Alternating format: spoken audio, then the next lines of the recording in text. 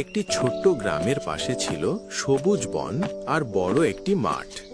সেই গ্রামে থাকত এক গরিব রাখাল ছেলে। তার নাম ছিল রহিম। প্রতিদিন সকালে সে তার প্রিয় গরু গৌরীকে নিয়ে মাঠে চড়াতে যেত। গৌরী শুধু একটি গরু ছিল না, সে যেন রহিমের সবচেয়ে ভালো বন্ধু। রহিম যখন একা বসে থাকত, গৌরী তার পাশে এসে দাঁড়াত।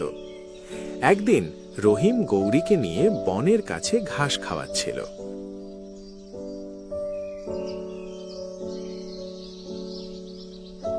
হঠাৎ রহিম লক্ষ্য করল গৌরী বারবার একদিকে তাকিয়ে অস্থির হয়ে উঠছে।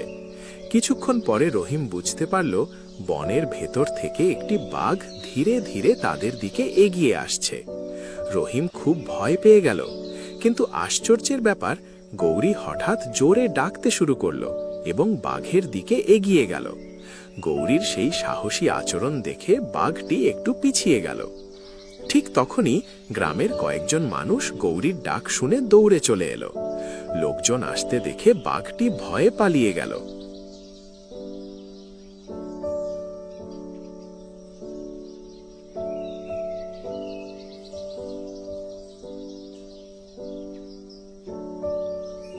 সেদিন রহিম বুঝতে পারল গৌরী শুধু তার গরু নয়, তার সত্যিকারের বন্ধু। সে গৌরীর গলায় হাত রেখে বলল, তুই শুধু গরু না, তুই আমার পরিবারের মতো। সেই দিন থেকে রহিম আর গৌরীর বন্ধুত্ব গ্রামের সবার কাছে একটি উদাহরণ হয়ে গেল। শিক্ষা, সত্যিকারের বন্ধুত্ব মানুষ আর পশুর মাঝেও হতে পারে।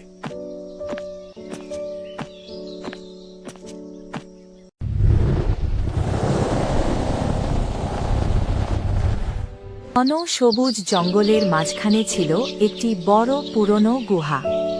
সেই গুহায় থাকত 3 বন্ধু, শিয়াল আর বানর।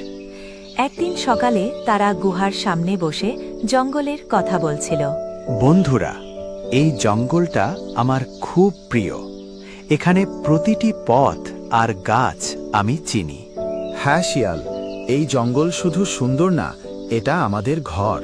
আমি প্রতিদিন গাছের ডালে উঠে পুরো জঙ্গলটা দেখি, তখন খুব ভালো লাগে। আমি ভাবি, যদি কোনোদিন কেউ এই জঙ্গল নষ্ট করতে আসে, তাহলে কি হবে? তখন আমরা সবাই মিলে তাকে থামাবো, কারণ আমরা এই জঙ্গলের রক্ষক। ঠিক বলেছেন। আমি গাছের উপর থেকে সব সময় নজর রাখব। আমাদের 3 জনের শক্তি আলাদা, কিন্তু আমরা একসাথে থাকলে অনেক শক্তিশালী। আমার শক্তি আছে, তাই বিপদ এলে আমি সামনে দাঁড়াবো।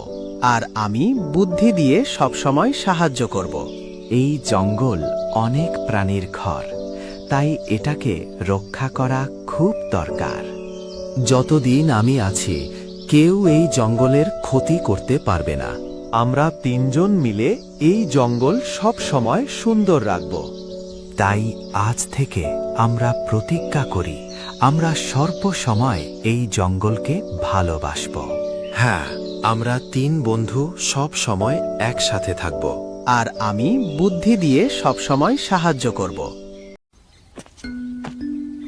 সেই জঙ্গলের পাশেই ছিল একটি সুন্দর গ্রাম, আর সেই গ্রামেই থাকত রহিম আর করিম নামের 2টি ছেলে। তাদের কাজ ছিল জঙ্গলে গিয়ে কাঠ কেটে তাদের সংসার চালানো। কি হলো রহিম, এত চুপচাপ দাঁড়িয়ে আছিস কেন? আজকে জঙ্গলে কাঠ কাটতে যাবি না নাকি? যাব তো, কিন্তু আজকে না গেলেই ভালো হতো মনে হচ্ছে। আবার শুরু করলি? তুই সব সময় এমন অদ্ভুত কথা বলিস কেন? খোলা মুখে চোখে হাসির সাথে মুখে হাসি। মজা করছি না রে, আজকে সকাল থেকেই মনটা কেমন যেন অস্থির লাগছে। অস্থির মানে? কিছু হয়েছে নাকি? না, কিছু হয়নি, কিন্তু মনে হচ্ছে আজকে বাইরে গেলে কোনো ঝামেলায় পড়তে পারি।